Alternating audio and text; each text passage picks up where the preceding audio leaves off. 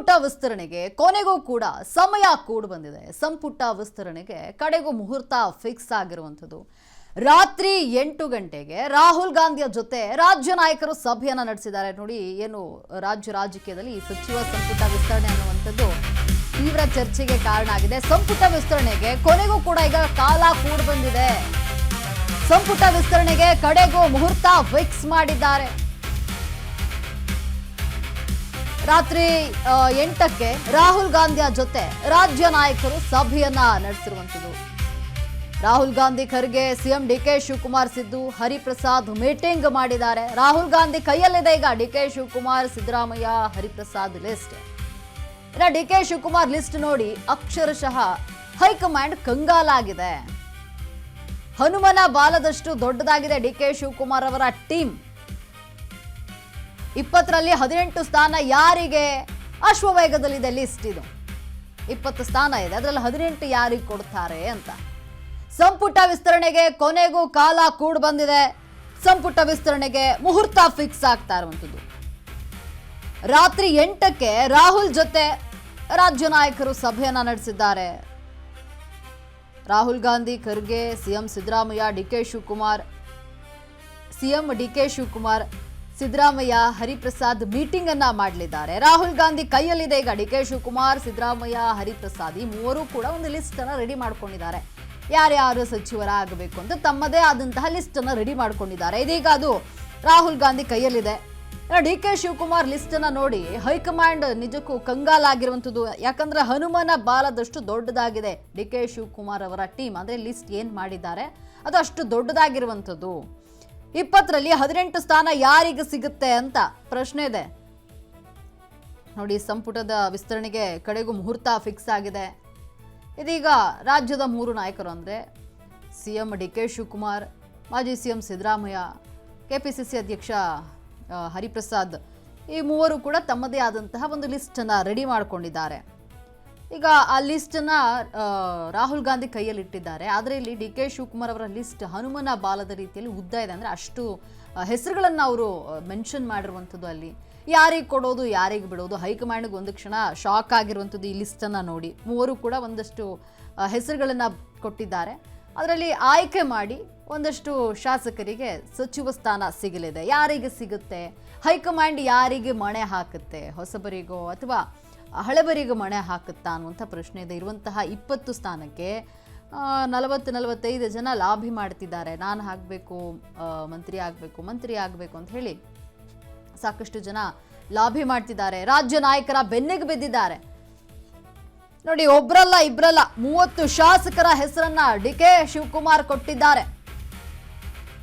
18 ಸ್ಥಾನಕ್ಕೆ 30 ಮಂದಿ ಹೆಸರನ್ನ ಇಲ್ಲಿ ಸಿಎಂ ಶಿಫಾರಸು ಮಾಡಿದ್ದಾರೆ. 30 ಜನರ ಪೈಕಿ 18 ಮಂದಿ ಹೆಸರನ್ನ ಪರಿಗಣಿಸುವಂತೆ ಮನವಿಯನ್ನ ಮಾಡಿದ್ದಾರೆ ಡಿಕೆ ಶಿವಕುಮಾರ್. ಯಾರನ್ನ ಯಾಕೆ ಮಂತ್ರಿ ಮಾಡಬೇಕು ಅಂತ ಶಿಫಾರಸು ಮಾಡಿದ್ದಾರೆ. ಸವಿವರವಾಗಿ ಲಿಖಿತ ವಿವರಣೆಯನ್ನ ಸಿಎಂ ಸಲ್ಲಿಸಿದ್ದಾರೆ. ಆದರೆ 7ರಿಂದ 8 ಮಂದಿಗೆ ಚಾನ್ಸ್ ಕೊಡಿ ಅಂತ ಸಿದ್ದರಾಮಯ್ಯ ಹೇಳ್ತಾ ಇರುವಂಥದ್ದು. ತಮ್ಮ ಆಪ್ತರಿಗೆ ಯಾಕೆ ಮಂತ್ರಿ ಮಾಡಬೇಕು ಅಂತ ಹೇಳ್ತಾರೆ ಸಿದ್ದರಾಮಯ್ಯ. ಕೆಲವರ ಹೆಸರನ್ನ ಶಿಫಾರಸು ಮಾಡಲಿದ್ದಾರೆ ಬಿಕೆ ಹರಿಪ್ರಸಾದ್. ಇನ್ನು ಹೈಕಮಾಂಡ್ನಿಂದಲೂ ಒಂದು ಲಿಸ್ಟ್ ರೆಡಿ ಆಗಿದೆ. ಇದರಲ್ಲಿ ಯಾರಿಗೆ ಅವಕಾಶ ಸಿಗುತ್ತೆ ಅನ್ನುವಂಥ ಪ್ರಶ್ನೆ. ಒಬ್ರಲ್ಲ ಇಬ್ರಲ್ಲ 30 ಜನರ ಹೆಸರನ್ನ ಇಲ್ಲಿ ಡಿಕೆ ಶಿವಕುಮಾರ್ ತಮ್ಮ ಲಿಸ್ಟ್ನಲ್ಲಿ ಕೊಟ್ಟಿದ್ದಾರೆ.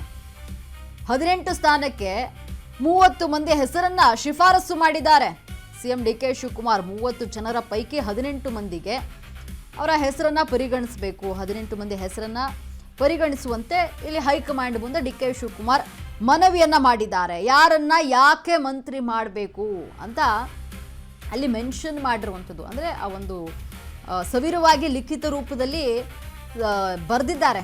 ಯಾರನ್ನ ಯಾಕೆ ಮಂತ್ರಿ ಮಾಡಬೇಕು ಅಂತ ಆ ಲಿಸ್ಟ್ನಲ್ಲಿ ಬರೆದಿರುವಂಥದ್ದು.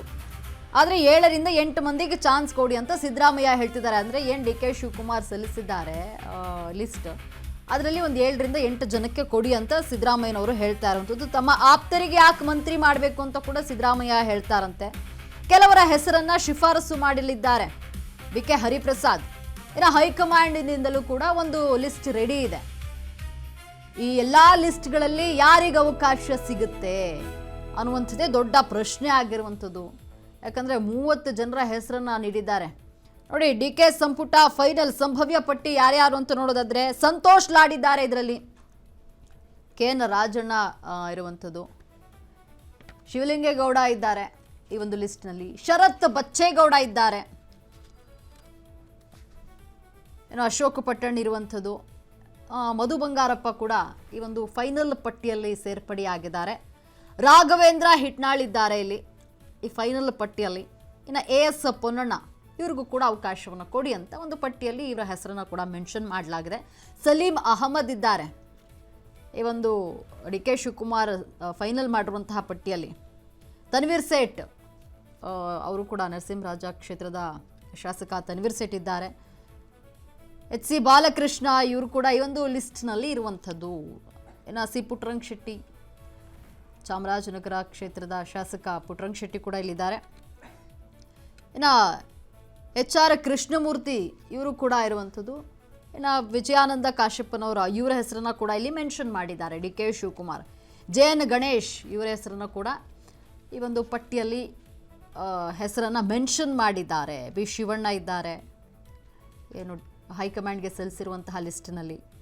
ಅಪ್ಪಾಜಿ ನಾಡಗೌಡ ಕೂಡ ಇರುವಂಥದ್ದು, ಇವರು ಕೂಡ ಸಚಿವಾಕಾಂಕ್ಷಿಯಾಗಿದ್ದಾರೆ, ಇವರ ಹೆಸರನ್ನು ಕೂಡ ಮೆನ್ಷನ್ ಮಾಡಿದ್ದಾರೆ. ಇನ್ನು ಡಾಕ್ಟರ್ ಆರತಿ ಕೃಷ್ಣ ಇವರನ್ನು ಕೂಡ ಮೆನ್ಷನ್ ಮಾಡಿರುವಂಥದ್ದು. ಇನ್ನು PM ನರೇಂದ್ರ ಸ್ವಾಮಿ ಮಳವಳ್ಳಿ ಶಾಸಕ, ಇವರನ್ನು ಕೂಡ ಇಲ್ಲಿ ಡಿ ಕೆ ಶಿವಕುಮಾರ್ ಸಂಪುಟದ ಲಿಸ್ಟ್ನಲ್ಲಿ ಹಾಕಿರುವಂಥದ್ದು.